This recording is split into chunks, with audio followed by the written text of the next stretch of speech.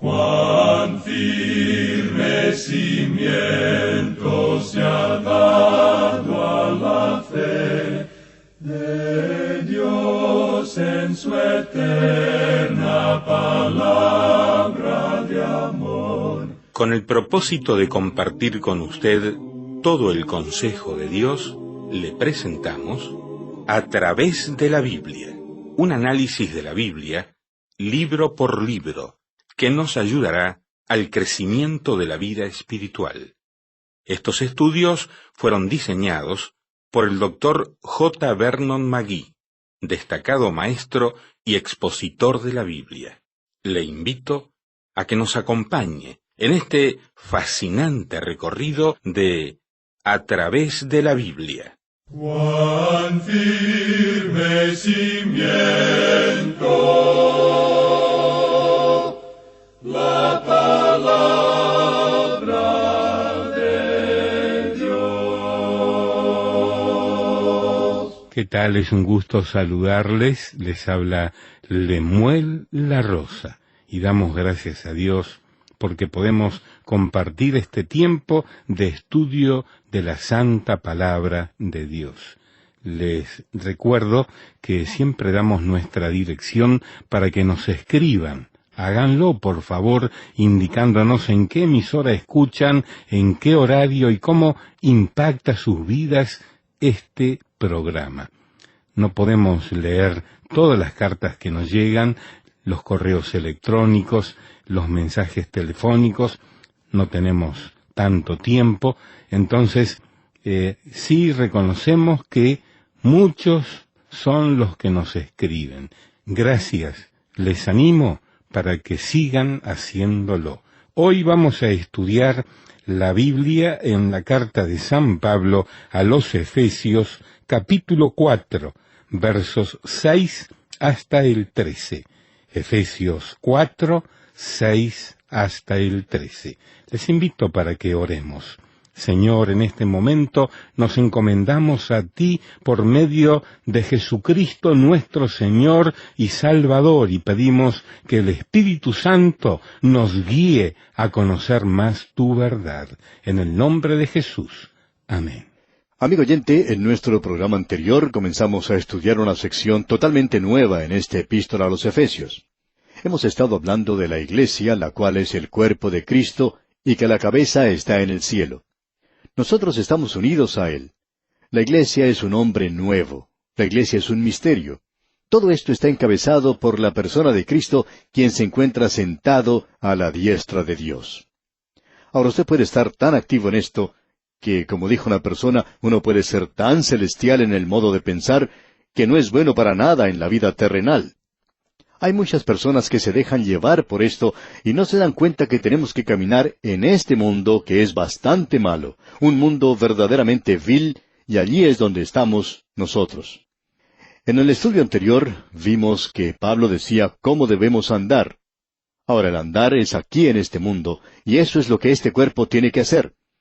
Primero vimos la exhibición del cuerpo, y él habló directamente a la persona, que esa persona tiene que andar en humildad y mansedumbre. Luego él amplificó eso e incluyó a la Iglesia. Hay un cuerpo, un espíritu. Luego llegó al punto crucial, culminante de esa declaración, al decir aquí en el versículo 6 de este capítulo 4 de Efesios, un Dios y Padre de todos, el cual es sobre todos y por todos y en todos. Ahora, cuando él dice que es sobre todos, estamos hablando en realidad acerca de la trascendencia de Dios, es decir, que Dios es anterior al universo. Él es superior a su creación. Él no depende de la creación. El Señor no depende del oxígeno para poder subsistir. Él no necesita traer las provisiones de la retaguardia. No tiene que ir a hacer compras los sábados para tener comida el fin de semana. Él no depende de su creación. Él es trascendente. Y no solo está sobre todo, sino que Él también está a través de todo. Y eso quiere decir que está en este universo en el cual usted y yo vivimos. Él es quien le da razón de ser y quien lo hace actuar según su plan y su propósito. Y Dios es quien está en usted también. Y eso, como usted ya sabe, le da más significado a esta vida. Hace de ella algo que vale la pena vivir. Hay veces que se torna algo aburrida, ya que se vuelve monótona. A mí me gusta mucho preparar estos programas, pero después de haber estado en este estudio preparando 2 o 3 programas a la vez, bueno, permítame contarle algo. Esto se vuelve un poco monótono. Uno se cansa un poco de hacer esta clase de cosas. Pero luego tenemos un gran pensamiento. Todo esto está dentro del plan y propósito de Dios. Y entonces me siento con ganas de cantar la doxología o el coro de aleluya, y cuando hago eso, pues todos los que están al alcance de mi voz tienen que salir corriendo. Y espero que el Señor esté escuchando, porque Él dijo que si esto es producto de nuestro corazón, entonces es como el crear una melodía en nuestro corazón. Evidentemente, allí es donde se produce, porque cuando sale de la boca ya no existe ninguna melodía. Usted y yo, amigo oyente, debemos andar marcando el paso, por así decirlo, con Dios. Tenemos que andar al son de la música del cielo en el presente. Es como una gran orquesta sinfónica. El autor de estos estudios bíblicos, el Dr. J. Vernon McGee, contaba la siguiente experiencia que él tuvo en el pasado. Dijo, en cierta ocasión algunos amigos me invitaron a ir con ellos a escuchar una orquesta sinfónica. Compraron las entradas a la función y me dijeron que querían que yo fuese con ellos. Esta gente, decía él, pensaba que me estaban haciendo un gran favor. Pero hay otras cosas que yo prefería hacer en lugar de escuchar una orquesta sinfónica. Compraron las entradas a la función y me dijeron que querían que yo fuese con ellos. Esta gente, decía el Dr. McGee, pensaba que me estaban haciendo un gran favor. Pero hay otras cosas que yo prefería hacer en lugar de escuchar una orquesta sinfónica. Reconozco que en ese sentido soy un verdadero plebeyo. En lo que a música se refiere, soy verdaderamente rústico. No puedo comprenderla toda, decía él. Pero ese día yo recibí un gran mensaje. Fui con mis amigos y nos sentamos. Llegamos un poco temprano al auditorio y había bastante ruido ya que la gente todavía estaba entrando. Luego se encendieron las luces sobre el estrado y notamos todos los instrumentos que se encontraban allí. Luego me pareció a mí, continuó diciendo el Dr. McGee, que entraban como 100 hombres de todas partes del escenario y cada uno fue a tocar su propio instrumento. Me parecía que era su propio instrumento, aunque no sonaba como tal. Me dijeron que estaban afinando los instrumentos. Cada uno tocaba su propia melodía. Y, añadía el Dr. McGee, uno nunca había escuchado una cosa así. No había nada de música allí. Era algo terrible. Luego, por fin terminaron de afinar esos instrumentos y se retiraron del escenario, por lo cual nosotros quedamos muy agradecidos. Y desaparecieron por alguna parte del escenario. Luego de algún tiempo, se encendieron nuevamente las luces que iluminaban el escenario, y los hombres volvieron a entrar. Pero esta vez parecían diferentes. Antes estaban solo en mangas de camisa, pero ahora estaban vestidos con mucha elegancia, lucían sus corbatas de lazo sobre sus camisas blancas, y todo el escenario se veía muy hermoso. Cada hombre se dirigió a su instrumento, pero ninguno de ellos se atrevió a tocarlo. Luego, un rayo de luz iluminó uno de los costados del escenario y apareció el director de la orquesta. Él hizo un saludo hacia la audiencia y la gente lo aplaudió calurosamente. Enseguida se dirigió al estrado, tomó la batuta y nuevamente se inclinó ante el público. Entonces todo el mundo aplaudió. Luego el director dio su espalda a la audiencia y levantó esa pequeña batuta que tenía en su mano, y cuando él hizo eso, usted podría haber escuchado el ruido que hace un alfiler cuando cae al piso. Enseguida él hizo un movimiento con la batuta, y por cierto que consiguió bastante música de ese pequeño elemento que tenía en su mano. Usted nunca ha escuchado algo que sea tan emocionante como eso.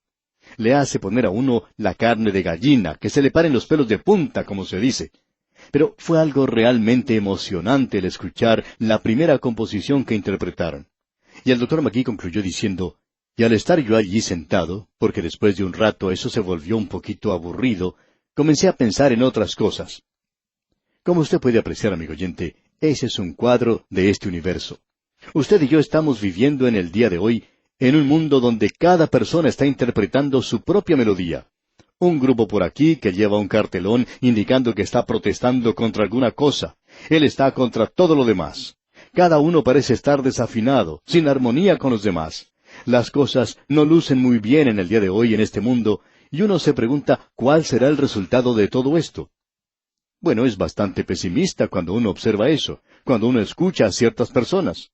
Y cuando usted observa la situación del día de hoy, bueno, permítame decirle, amigo oyente, que comprendemos por qué Simón Pedro comenzó a hundirse en el océano.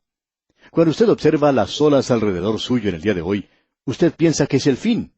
Pero, amigo oyente, uno de estos días saldrá por un costado del escenario del universo alguien que hoy está sentado a la diestra de Dios y quien es el director. A él se le llama el Rey de Reyes y el Señor de Señores. Y cuando él haga su entrada, levantará esa batuta, Cristo levantará el cetro de sus manos perforadas por los clavos de la cruz. Y cuando él haga eso, amigo oyente, todo estará bien afinado. Él es inminente y él es trascendente. ¿Qué cosa más tremenda que es esto? Él es sobre todo, a través de todo y en todo. Así es que, amigo oyente, no pierda las esperanzas. El director se está acercando y hará que todos nosotros quedemos bien afinados.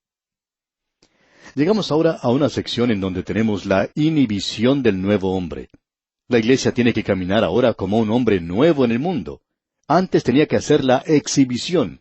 La iglesia tenía que ser extrovertida, testificar y ser manifestada en la vida. La iglesia también tiene inhibición, y las inhibiciones son importantes.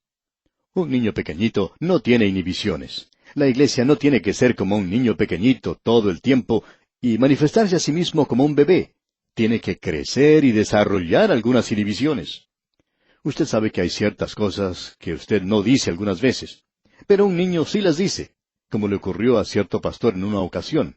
Él estaba visitando a algunos miembros de la iglesia, y cuando el pastor los visita, ellos actúan muy bien, son tan santos y tan religiosos, y esta familia se sentó con el pastor a la mesa y le pidieron que él diera gracias por la comida. Un muchachito de unos 3 años estaba sentado a la mesa también con ellos. Cuando el pastor se puso a orar, el muchachito miró a su alrededor y le dice a su mamá, ¿qué fue lo que hizo? Él no tenía inhibiciones, pero parece que esa familia no oraba ni daba gracias por la comida muy a menudo, y el pequeño, pues, no sabía eso. La iglesia ahora tiene que tener inhibiciones ya que es madura y ha crecido. Busquemos el proceso que menciona aquí el apóstol Pablo. Leamos el versículo 7 de este capítulo 4 de Efesios. Pero a cada uno de nosotros fue dada la gracia conforme a la medida del don de Cristo. Como usted puede apreciar, amigo oyente, al leer aquí, Él ha dado dones a los creyentes, y esta es una sección nuevamente que habla sobre los dones. Lo hemos observado allá en el capítulo 12 de la Epístola a los Romanos. Lo tenemos aquí en este capítulo 4 de la Carta a los Efesios, y también lo hemos visto allá en la primera Epístola a los Corintios, capítulo 12, versículos 13 y 14. Esta última es en realidad la sección más larga en cuanto a dones se refiere. Ahora él está diciendo aquí que los creyentes tienen que ser solícitos, activos para mantener la unidad del Espíritu. ¿Y cómo se puede hacer eso? Esto no quiere decir que cada uno tiene que ser una copia del otro. No es una situación en la que cada uno de nosotros tenemos que decir yo también. Cada creyente recibe un don para que él pueda actuar dentro del cuerpo de los creyentes de una forma en particular. Permítanos repetir algo que dijimos cuando estudiamos allá la primera epístola a los Corintios, capítulo 12. Los dones son dados a las personas para que ellos puedan usar ese don en el cuerpo de los creyentes, porque ellos son un miembro de ese cuerpo. El apóstol Pablo dice allá en la primera epístola a los Corintios, capítulo 12, versículo 7, pero a cada uno le es dada la manifestación del Espíritu para provecho. Y esto quiere decir sencillamente lo siguiente: un don es el Espíritu haciendo algo a través del creyente. Y no lo está haciendo para la devoción privada del individuo, sino que lo está haciendo en el cuerpo de los creyentes para edificar ese cuerpo, es decir, para provecho del cuerpo. Ahora no se da un don a una persona para que se desarrolle espiritualmente. Se le da a usted el don para que funcione en el cuerpo de los creyentes, para que sirva de provecho y bendición a la iglesia. Algunas veces uno escucha a personas que dicen, nosotros no hablamos en lenguas en esta iglesia. Lo hacemos para nuestras devociones en privado. Y podemos decirle a usted categóricamente, amigo oyente, por la palabra de Dios, que usted está completamente equivocado. Un don es dado para provecho de la iglesia, y usted no tiene ningún derecho de usarlo egoístamente para su propio beneficio. Podemos estar seguros al decir que si el don no es usado en la forma correcta, entonces no es un don. Un don es para provecho del cuerpo. Usted es un miembro del cuerpo, y cada miembro de mi cuerpo tiene que funcionar por una razón muy definida. Usted puede imaginarse, por ejemplo, que cuando yo me levanté esta mañana para dirigirme a la oficina, podía haber pensado que mis ojos decían, estamos con sueño en el día de hoy. Nosotros no vamos a ir a la oficina, vamos a quedarnos en casa. Tú puedes ir solo. Y luego me podían decir, queremos tener nuestro estudio devocional. Bueno, amigo oyente, permítame decirle que yo no podría hacer nada aquí sin mis ojos. Los necesito para poder ver lo que estoy haciendo. Mis piernas me trajeron aquí, mis ojos leen las páginas de la Escritura y espero que mi lengua esté cooperando un poquito. También confío que mi cerebro esté funcionando como debe. Así es que nos damos cuenta que cuando usted está usando un don, es cuando le sirve de provecho a la iglesia. Y eso es lo que se nota en forma automática aquí. Cada creyente recibe un don para que él pueda actuar en el cuerpo de los creyentes de una forma en particular. Y cuando él hace eso, el cuerpo funciona. Y allí es donde se logra la unidad del Espíritu. Usted se da cuenta que junto con este don se da la gracia para usarlo en el poder y en la plenitud del Espíritu de Dios. Ahora, cada creyente, actuando en su espíritu peculiar, produce una armonía como lo hace cada miembro del cuerpo humano. Cuando un miembro de mi cuerpo sufre, Pablo dice que todos sufren. Y por lo tanto, cuando usted no actúa como debe, no ejercita su don en el cuerpo, usted hace que todos los demás queden desafinados, debemos decir de paso. Y luego dice aquí, en el versículo 8 del capítulo 4 de la Epístola a los Efesios, por lo cual dice, subiendo a lo alto, llevó cautiva la cautividad, y dio dones a los hombres. Bueno, él hizo dos cosas. Primero, llevó cautiva la cautividad. Como usted puede darse cuenta, esa es una cita tomada directamente del Salmo 68, versículo 18. Y permítame que lea este pasaje bíblico. Subiste a lo alto, cautivaste la cautividad, tomaste dones para los hombres y también para los rebeldes, para que habite entre ellos Jehová Dios. Ahora alguien va a decir quizá, pero allí hay un poco de discrepancia en cuanto a esa cita. En el Salmo dice, tomaste, y aquí en Efesios dice, y dio. Bueno, debemos decir aquí que cualquier autor tiene derecho de cambiar su propia escritura, pero ninguna otra persona puede hacerlo. Por ejemplo, si un hombre dice en un artículo, en una revista, algo de lo que escuchó que yo estaba diciendo, pero él no dice las palabras que yo utilizo, pues yo puedo protestar al editor porque él no me ha citado correctamente, para que él corrija ese error de la cita mala. Sin embargo, yo sí tengo el derecho de citar de la forma en que quiero mis propias palabras. Si veo que al cambiar el sentido de las mismas puede servir un propósito en especial. Ahora el Espíritu Santo cambia eso y lo hace con un propósito. ¿Por qué? En el libro de los Salmos, el Señor tenía dones listos en el pasado al estar sentado a la diestra de Dios. Ahora Él ha estado aquí y Cristo ha regresado en el Espíritu de Dios. Él es quien está hoy distribuyendo los dones. Entonces, Él los dio. ¿No le parece? Creemos que esto es correcto. Creemos que esto aquí es una referencia a la ascensión de Cristo. En esa ocasión, cuando Él ascendió, hizo dos cosas.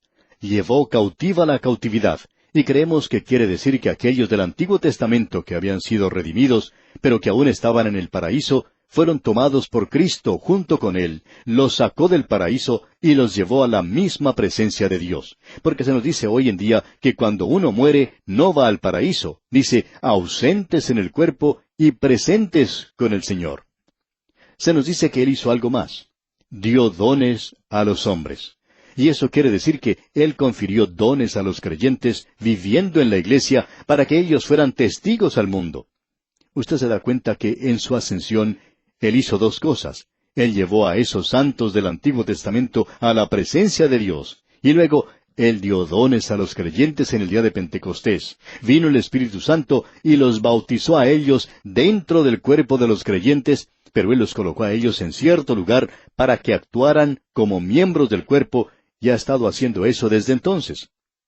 Ahora, en los versículos 9 y 10 de este capítulo 4 de la Epístola a los Efesios, leemos, «Y esto de que subió, ¿qué es sino que también había descendido primero a las partes más bajas de la tierra?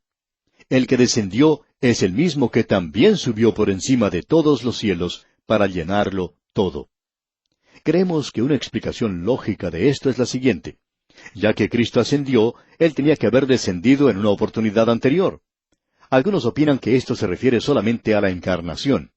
Por ejemplo, los patriarcas de la iglesia primitiva veían aquí la obra de Cristo tomando a los santos del Antiguo Testamento que estaban en el paraíso y llevándolos al trono de Dios. Ahora, no es necesario pensar que Él entró en alguna clase de sufrimiento después de la muerte. Por ejemplo, se nos dice que Él descendió a los infiernos. Bien, ¿qué es lo que quiere decir eso? Bueno, Él descendió al lugar donde estaban los muertos, y su encarnación y muerte fueron su humillación y descenso. Eso era suficiente o adecuado para llevar a los redimidos del Antiguo Testamento a la presencia de Dios. Creemos que es eso lo que tenemos aquí en este pasaje, y reconocemos que hay otras interpretaciones. Luego, tenemos en el versículo 11 de este capítulo 4 de la Epístola a los Efesios lo siguiente: Y Él mismo constituyó a unos apóstoles, a otros profetas, a otros evangelistas, a otros pastores y maestros. Ahora quisiéramos que usted note la diferencia que existe en este pasaje. Estos no son dones que Él está dando a los hombres, aun cuando Él ha hecho eso. Lo que Él está diciendo aquí es que tomó a estos hombres que tenían ciertos dones y que Él los da a la iglesia. ¿Con qué propósito? Bueno, leamos los versículos 12 y 13. A fin de perfeccionar a los santos para la obra del ministerio, para la edificación del cuerpo de Cristo, hasta que todos lleguemos a la unidad de la fe y del conocimiento del Hijo de Dios, a un varón perfecto, a la medida de la estatura de la plenitud de Cristo. Ahora, quizá esto parezca algo egoísta, y esperamos que no sea así. Pero, ¿cuál es el propósito de la iglesia en el mundo? Es el de completarse a sí misma, para que pueda seguir creciendo. El Señor Jesucristo mismo es quien ha dado los dones. Él es quien, al haber dado esos dones, es el único que tiene esa autoridad. Él dio a algunos que tenían el don de un apóstol. Estos son dados ahora a la iglesia. ¿Con qué propósito? Bueno, para que el apóstol sea, como dijo Pablo, apóstol no de hombres, ni por hombre, sino por Jesucristo y por Dios el Padre, que lo resucitó de los muertos. Pues yo ni lo recibí ni lo aprendí de hombre alguno, sino por revelación de Jesucristo. Ahora este cargo, por virtud de su propia naturaleza, ha desaparecido ahora por mucho tiempo de la iglesia. Los profetas aquí, creemos nosotros, son usados de la misma manera en que son usados en otra parte de la epístola. No son profetas del Nuevo Testamento. Creemos que lo que quiere decir aquí es que son predicadores. Estos hombres recibieron, de la misma manera de los apóstoles, un discernimiento particular de las doctrinas de la fe, y ellos estaban bajo la influencia e inspiración directa del Espíritu Santo que los distinguía a ellos, creemos, de los maestros del día de hoy, aunque ellos eran predicadores en su día. Ahora, los evangelistas en ese entonces no eran lo que nosotros pensamos en cuanto a evangelistas. Ellos eran misioneros que viajaban. Pablo fue un evangelista en ese sentido. Él se dirigía a territorios nuevos. Allí no había ningún comité u organización alguna para organizar una campaña para él. Permítanos decirle, amigo oyente, que él hizo todo por sí mismo, junto con el Espíritu de Dios que iba delante de él. La palabra pastores, bueno, se explica a sí misma.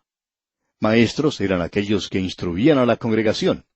Ahora estos hombres con dones eran dados a la iglesia para que ésta llegara a su madurez, perfeccionando, ministrando y edificando.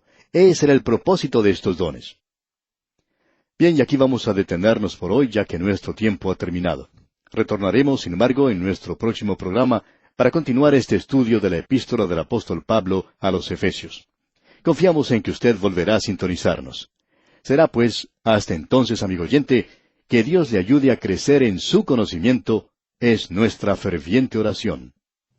Lamentablemente el tiempo se nos ha terminado. ¿Qué le ha parecido el programa?